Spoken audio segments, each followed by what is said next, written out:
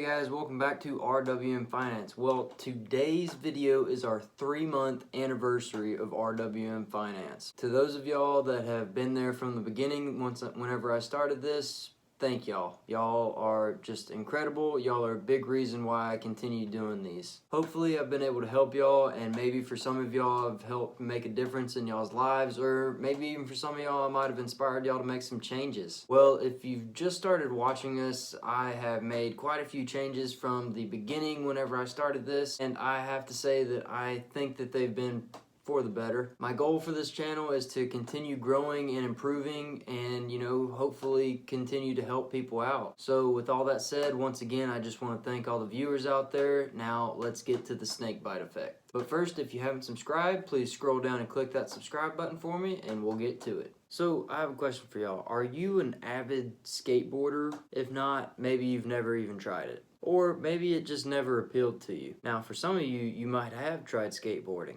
but you gave it up because of, say, a bad experience or an injury like breaking an arm or a leg. Now, if the latter is your reason, then you very well could have experienced a snakebite effect.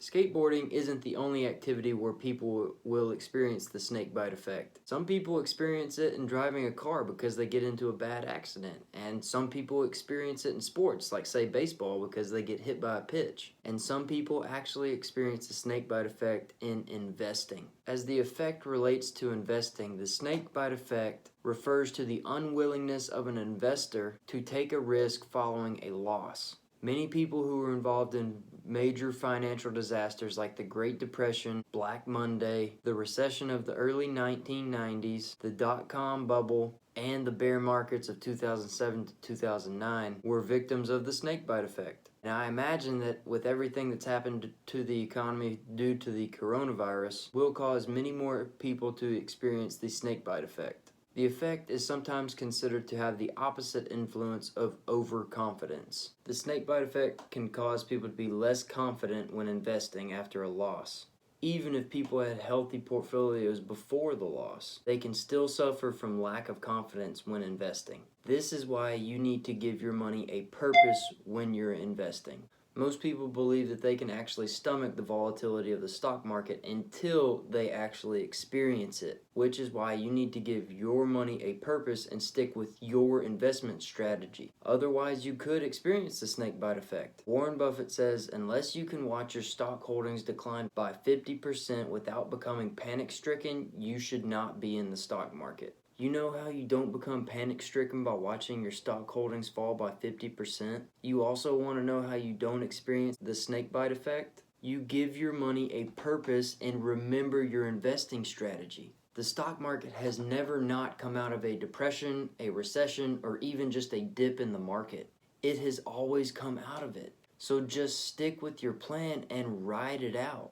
The phenomenon of the snakebite effect has been pretty well documented in fund flows to mutual funds. More funds tend to be liquidated from mutual funds following serious market declines. Now, in some less serious market declines, less money than normal tends to be flowing into mutual funds. In fact, in 1999, when the market was up, American employees directed an average of 8.6% of their paychecks into their 401k retirement plans, which hold, you guessed it, mutual funds. But by 2002, when the market had really been falling, the average contribution rate by an American employee had dropped by nearly a quarter to just 7%. Some people started to get the snakebite effect and stopped contributions, even though the stocks got cheaper. Unfortunately, this action is the opposite of what rational investors are trying to do, which is buy low and sell high. According to The Intelligent Investor, brilliant psychologists Daniel Kahneman and Amos Tversky have shown that the pain of financial loss is more than twice as intense the pleasure of an equal gain. Making $1,000 on stocks feels just great, but losing $1,000 on stocks brings upon an emotional pain more than twice as powerful as the pleasure of making that $1,000. Losing money is so powerful that many people become terrified at the thought of any further loss, sell out near the bottom, and refuse to buy more, while some get out of the investing game for good, which is why Graham states that the typical investor would be better off if his stocks had no market quotation at all.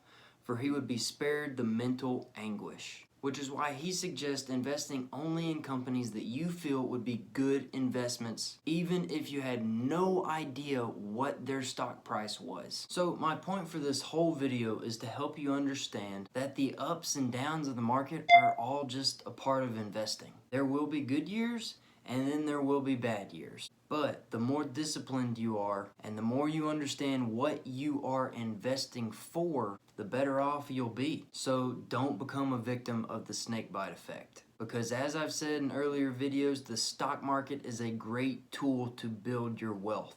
You just need to do your homework, give your money a purpose, stick to your investment plan, and be disciplined. And you won't experience the snakebite effect. Well guys, I hope you enjoyed this video. If you did, scroll down, give it a like, and subscribe to the channel below. Also, if you have any questions, please leave those down in the comment section, and I will personally try and respond to each and every one of them. For those of y'all that have been with us from the beginning, I just want to thank you. Y'all are a big reason why I continue doing this.